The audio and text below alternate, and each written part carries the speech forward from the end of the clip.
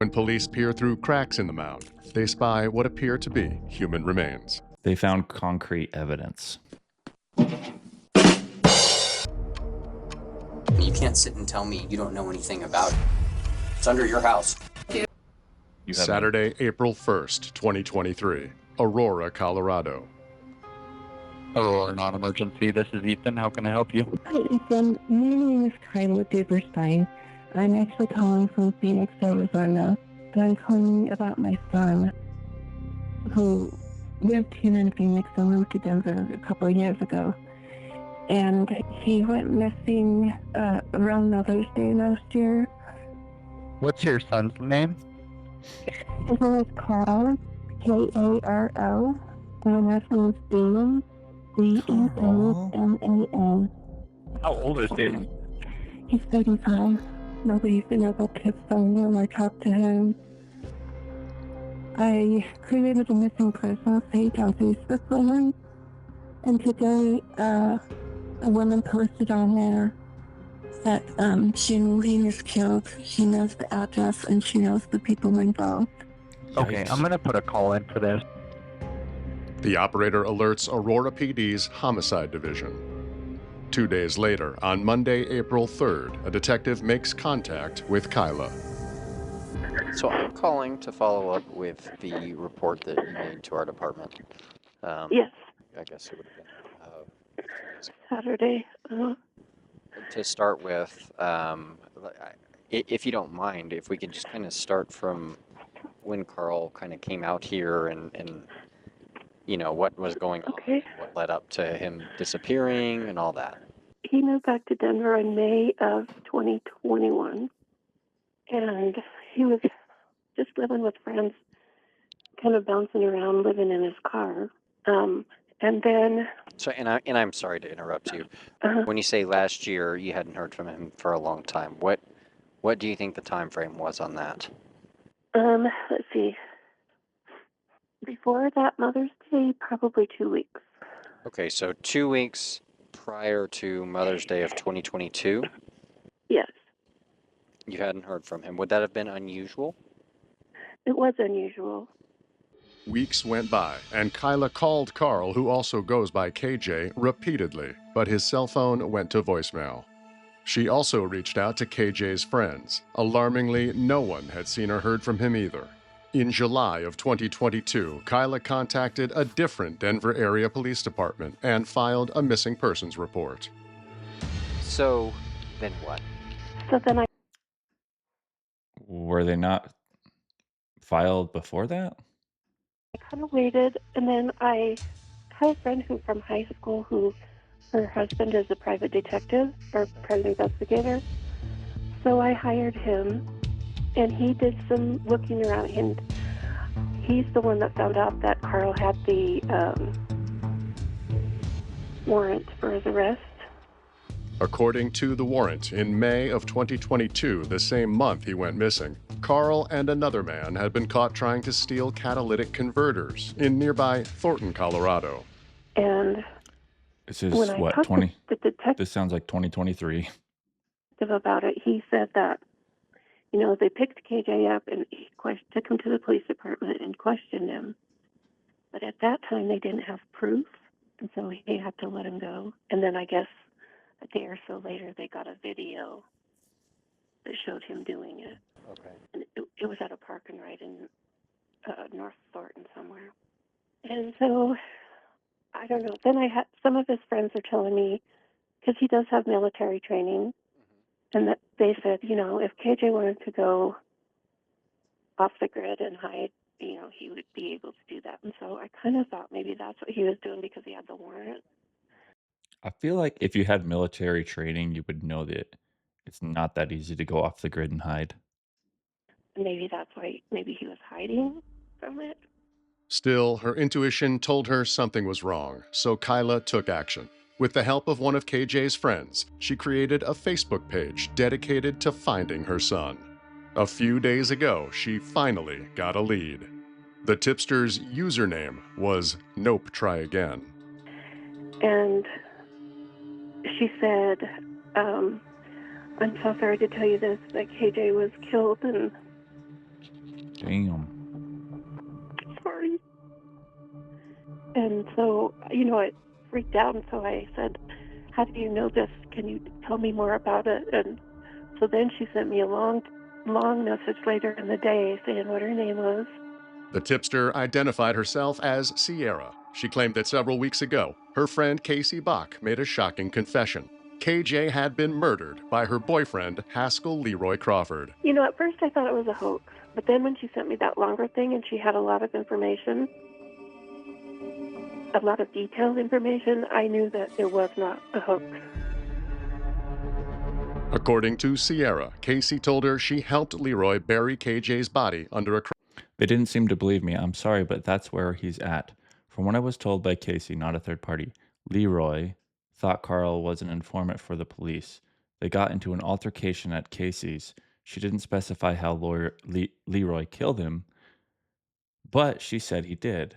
They then took the body under her apartment unit via the crawl space that runs the entire length of the building and put him in a very shallow grave and covered him with cement.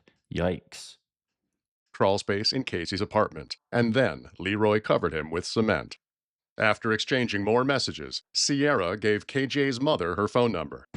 So KJ's mother reached out to the police department she contacted back in July of 2022, only to discover the officer she spoke with never actually filed her son's missing persons report. Okay. Did they give you a reason why? She That's didn't know. She just apologized and said she didn't know what happened. Would you be able to copy those messages she sent to you? Yes, I'll email that to you right now. Okay, and I will keep you posted, all right? Okay. Later that day, Aurora PD detectives speak with Sierra. She swears everything she told KJ's mother is true. Last month, Casey came over to her apartment, high on drugs, and started rambling on about how Leroy had killed KJ, and she helped him with the cleanup. At first, Sierra didn't believe Casey. Then she went online. Casey helped with the cleanup? Man, I'm kind of worried about this Casey girl. He's gonna find out, and she's gonna end up missing as well. And started looking up information about KJ. When she stumbled upon the Facebook page his mother created, Sierra was horrified to realize that Casey might be telling the truth. Scared to go to the police, she decided to message KJ's mother instead. After speaking with Sierra, investigators do some more digging and make a crucial discovery. When KJ was arrested back in 2022 for stealing catalytic converters, he was arrested alongside none other than Leroy Crawford. That gives detectives a direct link between their alleged victim and his alleged killer. Leroy is also no stranger to violence. In September of 2022, months after KJ went missing, Leroy was arrested and incarcerated in Jefferson County on an unrelated attempted homicide charge. April 4th, 2023, the next day. Well, yeah, if you've already attempted to kill somebody, there's proof that you're willing to kill people.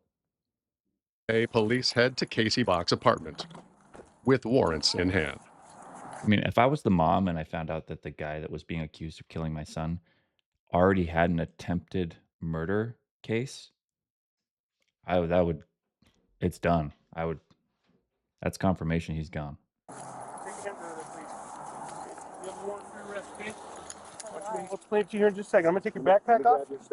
Grab your stuff here. Is it Casey or is it Cassie? Okay, Casey. So we also have a search warrant for the apartment. Yeah, I understand you have 2 dogs in there. Are they friendly? No. Okay. What are their names? DOG and Pluto. Okay. So let me just get you situated here and then we'll explain more what's going on. Casey tells police her 2 children also reside in the apartment. After arrangements are made for her mother to pick them up from school, Casey is taken down to the Aurora PD station for questioning. Come on, over here. We got the dog. With her dogs safely detained, police execute the search warrants and enter Casey's apartment.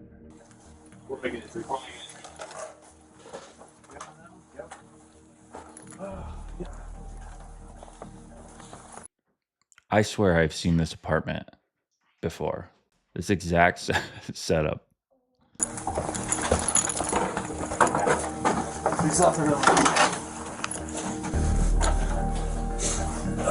But you guys push past and then we'll have someone clear the closet. Yep. Inside one of her closets, police find what appears to be a trap door, rigged No way. with locks. When they remove the door, they discover a crawl space underneath. Inside the crawl space, a foul odor fills the air. It's coming from a large, suspicious concrete mound. Dude, that is crazy. Man, you got to wonder how many of these apartment complexes that have these crawl spaces built in, you got to wonder what kind of stuff is down in there. When police peer through cracks in the mound, they spy what appear to be human remains. Based on what Casey reportedly told Sierra, police believe it's the body of KJ Beaman. However, they won't know for sure until the remains are excavated and the coroner's office makes a positive identification. One thing is for certain. Casey's apartment and the crawl space are now officially a crime scene. Back at the police station, detectives sit down with Casey and confront her with the evidence they have just found. Now, what I can tell you is we did make it into the crawl space, and we found more or less what we thought we would find. And I understand you were a little upset with some of the That's one way things of we were putting it. saying. But we would like to come back and speak to you and just not be confrontational, nothing like that. We just want to talk to you, okay? But as I mentioned, our other detectives were over there, and they did go into the crawl space we were talking about, and you found a dead body on my floor? well, that appears to be what we found. They found concrete evidence. Okay. So what? Well, that's kind of up to you. That's why we're coming here to talk to you. And we're kind of to that point where obviously we're going to have an ongoing investigation, right? There's a lot of work for us to do, but now is your time. Okay, now is your time. I don't know. To say your piece. My piece? To try to give us, because you're not going to have. It would be unlikely that you're going to have another opportunity to give us your side of the story. I don't even know anything about this. How would I have to say my piece with what? The detective calls her bluff. He tells her a witness came forward to police and repeated what she said Casey had told her, that KJ was murdered and buried in her crawl space. And Casey, here's the deal. We're trying to be very respectful to you because we don't think that you're the primary person involved in this. We don't. Wait, am I lost? Yeah, I thought Casey was the one that wrote the Facebook post. Is it Casey, one of Casey's friends? That's why we're being, for lack of a better term, we're being soft. Okay? Because we don't think that you are the person who created this whole mess. Okay? But we do think you know about it. And we do think that maybe you were somehow involved in getting this under here. So this is your opportunity to decide where we're going to go with this. I don't know anything about this. Okay? Well, that's the problem. You can't sit and tell me that you don't know anything about it when the whole way we got here was by you telling somebody that this is what happened. Yeah, all of that is made up because I didn't say that to anyone. Right. Well, that's not made up. What the hell is that? You tell me. It's under your house. That looks like 2 pieces of wood, dude. Like, You're right. That you are absolutely right. This looks like 2 pieces of wood. What is this? Do I look like I'm a criminal? Did we say that? No. We didn't say that, did we? You kind of do, yeah. I'm not We saying you so. never accused you of being a criminal. We haven't made any comments. I would like my lawyer then. Despite her proclaimed innocence, Casey Bach isn't going anywhere. She's charged with being an accessory to a crime and thrown in jail. At approximately 7:44 p.m. that evening, police receive a call from a man identifying himself as Casey's new boyfriend. He says Casey just called him from jail and said she's ready to talk. Detectives meet with her again. Just go in there so we can talk to you. It's down over there. Okay. Thanks. Of course, Think up of a story first. All right, Cassie. Well, we were contacted by your boyfriend, and he told us that you would like to speak to us. Yeah. I just want to confirm that that is correct, that you would like to speak to us. Okay. Do you understand that before you asked for an attorney, right? Yeah. And do you understand that all those rights still apply to you? Yeah. Okay. With that being said, would you like to speak to us now? Yeah. Okay. What can we do for you? How can we help you? What can we say? so you probably can't help me. I just know that I don't want these charges placed on me because I did not do this. Casey tells detectives Leroy is the father of her children. They've been in an on-again, off-again relationship for years. She came to know KJ through Leroy. KJ and Leroy were once so close, their kids even called him Uncle Karl. But in 2022, after KJ and Leroy were caught trying to steal catalytic converters, Leroy turned on KJ. There was one night he was talking about him and KJ were having problems, and that he thought KJ was a rat. It was working with the cops, and that it needed to be taken care of. Okay. And the next thing I knew, I was coming home from work. And when I got home, he was in my apartment, and KJ was already dead in my bedroom. And he forced me to help him move KJ. I'm sure this is very difficult for you. No, I don't. Do you know what had happened? No. I know I seen a bag over KJ's head. What kind of bag? I don't know, it's just a bag. The white bags. Like a white plastic sack?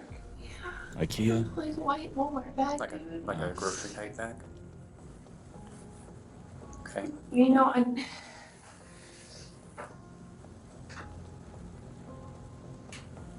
It's okay, take a little time. I don't know, dude. I never thought that this would be my life. I never thought that anything that has unfolded in my life would be my life. But it is. And it's all from a man that I just should have stayed far, far away from. We're talking about Leroy? Yeah. Casey says her relationship with Leroy was a toxic mix of drugs and domestic violence.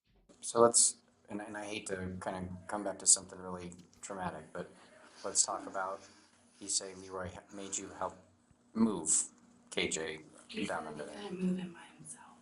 Okay, I told him I didn't want to. okay. I tried to leave, he grabbed my arm. So did you guys pick him up and put him down there? He forced me to drag him. Drag him? Was there blood in? You have to wonder if she'd helped him put the body down there, put the concrete on or whatever, and then immediately went to the police after once she was safe and away from him. She probably would have got off because she could just claim, well, my life was being threatened in that moment and I had to finish this, complete this thing, then get to safety and then report the crime. But now that she's waited this long and she's had opportunities to report the crime, now she's an accomplice. Anywhere?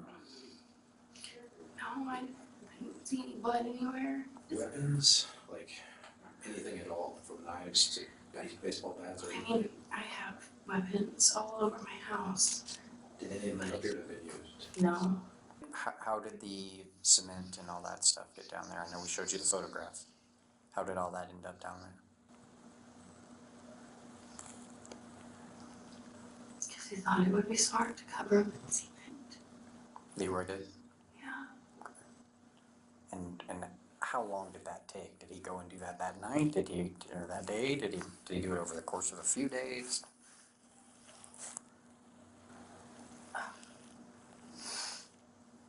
I think he did it the next day. Detectives press Casey for more details of KJ's murder, but she seems more concerned about herself. Is this going to help me any? We will be 100% frank with you. The charge that we are charging tonight is not going to go away, okay? That being said, we will get a greater understanding of what actually happened and how involved you actually were. This is obviously a very serious situation. I know it's serious, So, yeah. I know. Okay. So, and we don't want to lie to you. You know, we could just lie and say, you can tell us this and everything will go away. Unfortunately, that's just not the truth. That's just not the truth. Okay. But it's important for us exactly what your role was. I didn't want a role in it. I know, but you ended up in it. Without a guaranteed deal, Casey is less and less forthcoming. Let's try to do just a linear timeline of what happened that day, okay? You had mentioned, and I'll help, okay? And if you correct me if anything I'm saying is wrong. You said that Leroy was upset because he thought KJ was snitching or ratting to the police. Is that correct? Yeah. Was that before all of this happened? Yeah. And you said that he said something like it had to be dealt with. That's true. I don't want to be putting words in your mouth, okay? So if I'm wrong, please correct me. No, that's not at all what I said, man. Okay, I thought you said something along those lines. Maybe I'm mistaken. So what did he say? No, I'm just like confusing myself. But I just know I didn't do this. Eventually, Casey shuts down. April 5th, 2023. The following day, police call in a team of experts to excavate the human remains in Casey's crawl space. 27 miles away, Aurora PD detectives arrive at the Jefferson County Detention Center, where Leroy Crawford remains in custody on attempted murder charges in a separate case. How you doing this morning? All right. We're detectives with the Aurora Police Department. We're in the major crime section. Double or nothing. We're here to hopefully talk to you about a case we're investigating. I will let you know we're not here talking about your case that you're in custody of, okay? So it's important that you understand that. It's also important to understand we do record all our interviews, okay? That's actually required to do that by the state. I know you see all the cops with body cameras on and all that. Now, because I do have you here, I am required to read you your rights, okay? And I assume you've been through that before and you kind of understand how that works. It's because you're in custody and I'm going to ask you some questions, okay? Very cool with that? I don't know. Last time I talked to cops, I ended up here. If that's the case, I'll just go ahead and lay it out to you, okay? We're currently investigating a situation at the mother of your children's apartment, and that's Casey, right? Okay, and we are actually in the process of serving a search warrant there. Basically, we got some information which led us to get this search warrant and go into the apartment. All right. Now, I would like to ask you some things about that. That's why we're here. Okay. Detectives read Leroy his rights. Do you understand your rights? Well, as I mentioned, we're investigating a situation over at Casey's house. What I would like to do to start with is, if you don't mind, I'll just show you a photo of somebody and tell me if you can tell me who it is. Does that sound okay? This comment here says, I was friends with this girl on Facebook for years. Never really knew her. We just had mutual friends and lived in the same area. We had similar interests in art and talked about hanging out a few times. Really dodged a bullet on that friendship. People will only ever be as good as the people they are surrounded by. Okay. Who is it? It's KJ. KJ? Who is KJ to you? Yeah, he was one of my friends. Okay. Well, he's been missing. We're trying to find out what's going on with him, okay? So, last time you saw him, do you know about when that was? I don't. Because it's been a while, like a year. Okay. What's the other dude? I knew it was one also. Okay. Well, we're basically investigating his disappearance. Okay. We're the major crime section. We investigate missing persons and homicides. Okay. So we're The fact that I investigating. was even ever talking to a cop. I'm sorry. As in the fact that I'm even being charged with something I didn't do for talking to a cop. I think I'm done. Okay. Yeah. Because I literally was helpful as to the cop I talked to, and I'm even facing a charges Okay. for something I didn't do. So Well, I don't have anything to do with that, okay? I know, but I just don't think I'm done. Several days later, the excavation is completed, and the remains are transported to the Arapahoe County Coroner's Office. The coroner confirms the victim is Karl KJ Beaman. His death is officially ruled a homicide. For KJ's family and friends, the news doesn't come as a surprise, but it remains just as devastating. In his Imagine their mom didn't get on top of this. He'd just be gone missing forever. You got to wonder. honor, KJ's friends set up a fundraiser to cover the funeral costs of the man they remember as a kind and genuine person, with a big smile and a contagious laugh. His presumed killer, Haskel Leroy Crawford, is charged with first-degree murder, and police and prosecutors know there's one person who holds the nail to his coffin. Casey Bach. In July of 2023, after 3 months in jail, a now sober Casey agrees to sit down with police again. This time, she holds nothing back.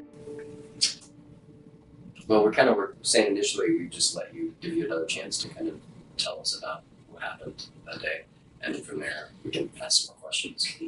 I don't remember why KJ was coming over that evening. All I really remember is that Leroy had a 9mm on him. And he pointed it at me, so I think what he said.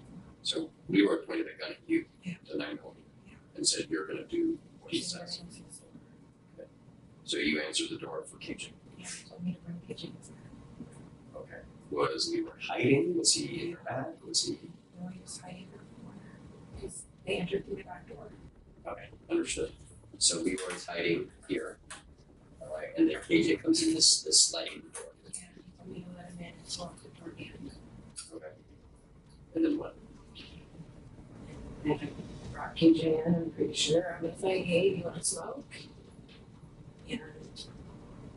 And that's when I walked past Leroy, and Leroy had my medication in his hand. Okay, so Notice how much more fluent she is when speaking now that she's sober. It's a completely different person. Even this comment's like she's detoxing and wanting out of jail, so she's saying what she thinks will get her released. Yeah, originally when she was clearly still on drugs. now at this point he doesn't have He doesn't have the 9mm, or is it 28 shots? And it was, remind me, that was also in the apartment, wasn't that? Yes, that was fine. He brought KJ back and told him not to do anything stupid and to get on his hands and knees. So he's pointing the gun at KJ. Okay, and what is KJ doing when he's doing it? Kind of just standing there, and Leroy walked around and got behind him in the living room, so he got back in the bedroom.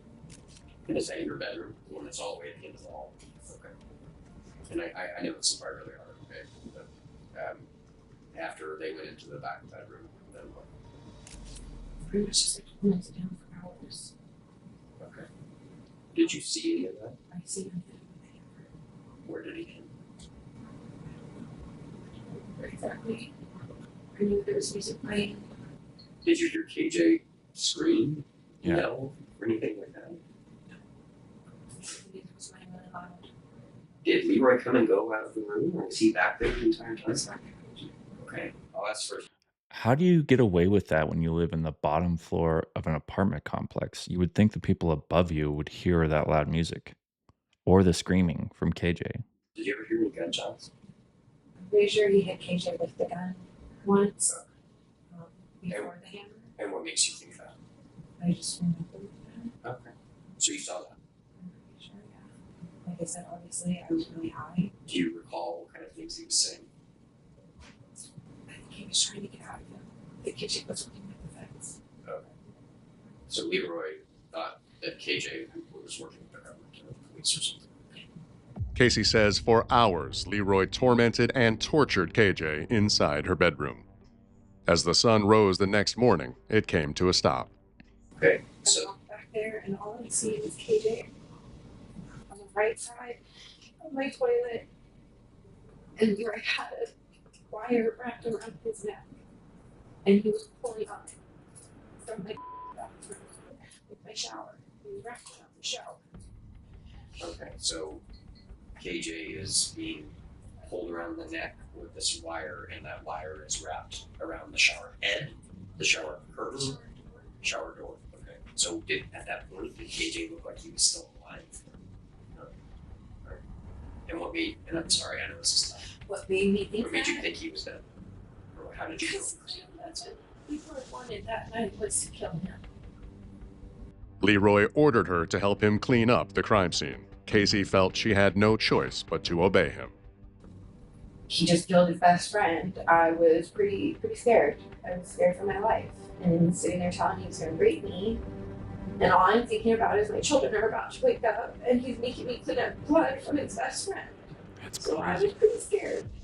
Casey recalls Leroy wrapped KJ's body in a white mattress cover, then forced her to help him move KJ's body from the bathroom into the crawl space. Then Leroy took off. Okay. So now KJ is under the crawl space, and you said Leroy left and didn't come back for I think initially you said a couple days. How long do you think it was? I really can't remember. I know that it was like 2 or 3 days until he covered it up. Okay. And what did he bring with him to do that? Like 3 bags of concrete. It, you know, his work was already at my house, so pretty sure everything I needed was already there. So after he did that, and do you know about how long that actually took to do that?